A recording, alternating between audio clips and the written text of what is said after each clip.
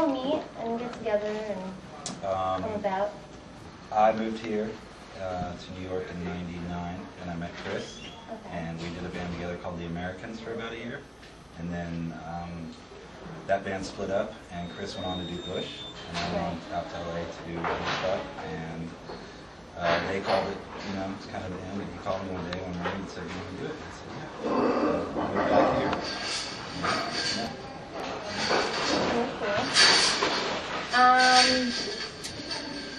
The time you guys opened for you too, how was that for you? It's been crazy. A big arena.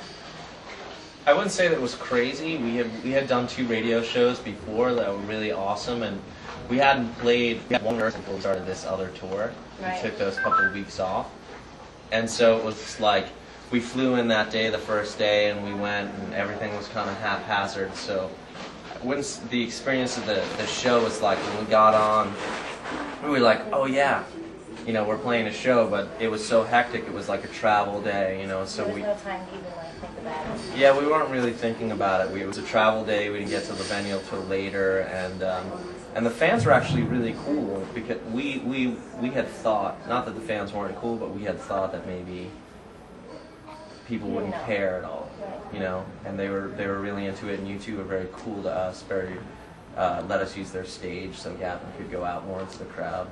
So it was a lot of fun, and we have, I think, 4 more shows with them. So. Oh, really? Okay. All right.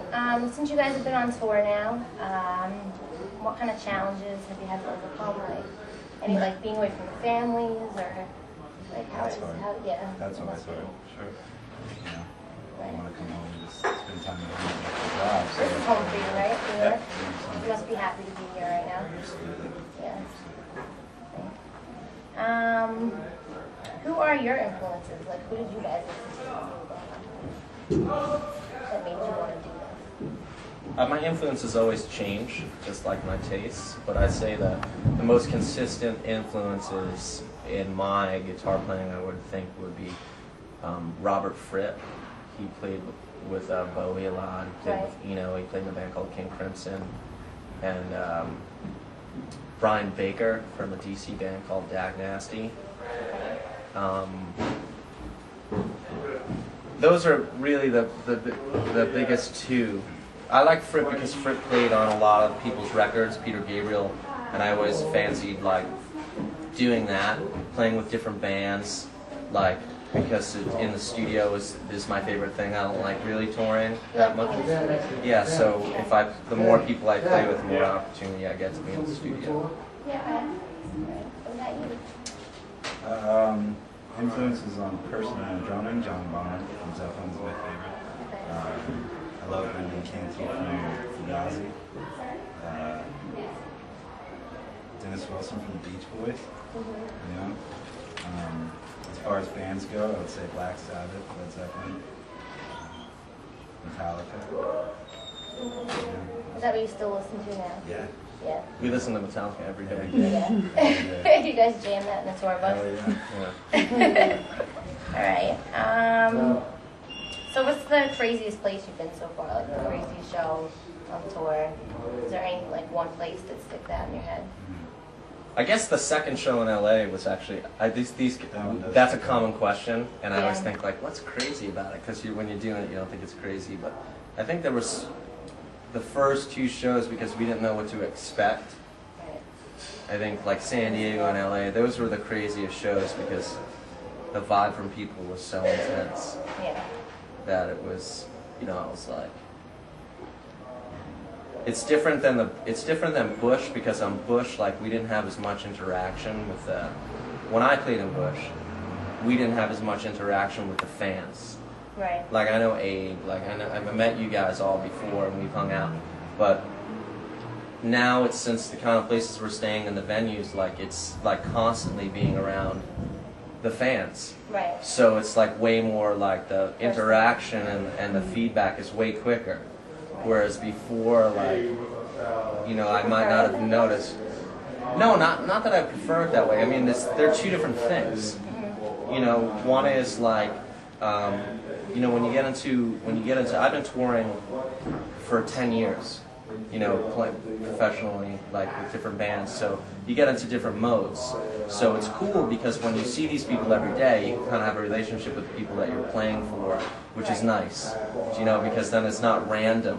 You see people, you know, they know the words, you know, they're fans, you know. But the other way is that like it's just different, you know. It's a different thing. Like sometimes, to be truthful, you know, like anybody else, like you feel shitty, you feel like you look shitty, like you don't want to like be around people that want to take your photograph, you know. So some, you know, like some days that's drag, you know, and like some days I do feel like saying, because I've seen people, and I think I have said it a couple of times, you know, like I've met you like 15 times, like we're friends, like we may not be best friends, you may not have my phone number, but like, you know, like I don't need to sign something like every time I see you. Like you can say like, hey, how are you doing? Like, what are you up to? And we can have a slightly more intimate relationship. Not that I'm going to be best friends with these people, but if I, for instance, if I see Abe, like I'll talk to him.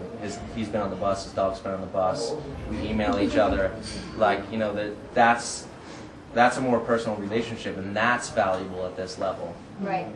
You know, the fanfare aspect of it, which I think mostly goes to Gavin, because, you know, like people aren't used to seeing him, being able to interact with him this much. Yeah. So you know, that's cool for them and for him and stuff like that. But from my point of view, like I just like playing music, and like I grew up like alienated from people, like playing guitar in my room because I was socially awkward. So for me to see people every day that want to like interact with me, like it's hard for me, like, and sometimes it feels forced. So like, you know, it's cool. It's cooler when it's real, when it's mellow, you know. Now for you, a lot of people want to know why you weren't playing on the album. I was working with a band called Champions of Sound at the time, and that was kind of what I was working on, and I was dedicated to that. Alright, I guess that's about it. Do you guys have anything else you want to add? You guys are on camera, thank God. Well, that's just like the most important questions the fans wanted to know. I mean, like you said, you prefer being in the studio rather than being on tour. What about you? Like, I dig both, but I would say me live more. That's what I live more? feel. Yeah, that's just me. what kind of like feeling do you get when you're on stage? It must be like a rush.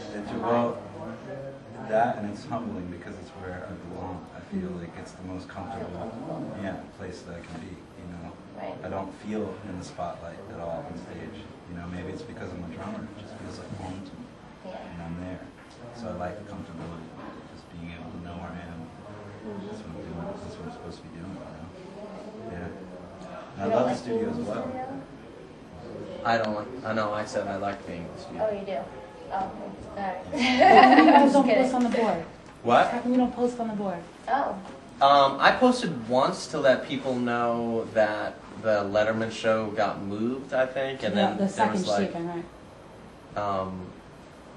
you know, I find that like because like I was in another band, Helmet, and we were a band for a long time. We have like a fan base, and I know I'm familiar with a lot of the people that post and the guy that does it.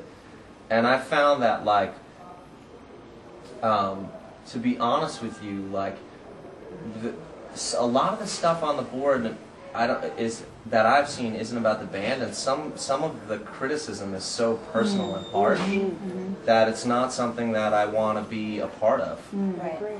Like, I used to have it up, you know, bookmarked, and then I'd see, you know, and not about me really. You know, because I don't think a lot of it is about me, you know, and I saw some stuff when I played in Bush that was about me, but I think there's a lot of stuff about Gavin, and a lot of people like, you know, like people that got copies of the record who weren't supposed to have them before they were out, and were like saying things about them and posting it and being negative about it. To me, it just felt like that's not a community that I want to be a part of. Like, there are people that I know that are on the board, and I know their names, and I know who they are, you know, like, it's Laura that does 1 Second Bush and Angel Fishing, and I know those people that do those other sites, and they're cool, and I'll give them recordings that nobody has of the bands, and I'll trade stuff with them.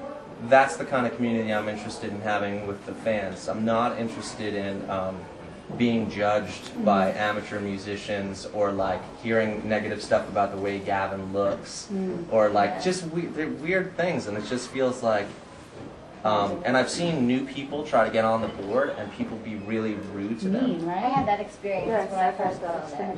If they like attack you, it's weird. Well, that's what we're trying to help do with the Army of Angels. We're actually going to have a separate thing that we're creating from the record company that's really just going to be a fan community, because you have to join. You know what I mean? It's just going to be really, we're going to try to keep whoever is serious that wants to do it, and that's what we're trying to do. We're trying to keep it intimate and try to do people who really want to hear you guys. Because I've been getting emails from all over the world, and I wanted Charlie in particular to see some of them, and I even wanted Gavin, because he didn't even think that these people still existed. I'm talking about Holland, Australia, Italy, Germany, Japan. Everywhere, and there's a huge demand, and not just Gavin, it's all you guys. It's not just like, oh, it's what's up with Charlie, what's up with Chris, we love Chris from Bush, and they're really interested in the true fans, not people who want to just bullshit and be on the board. It's people who really are interested in knowing what the hell's going on. I have people that want to do street teams in Berlin. They're like, I'm serious. So that's what we want to just keep doing. Well, thank you guys for doing that. That's awesome. Great. All right, cool. Thanks a lot. Appreciate it. Thank you. See you guys around.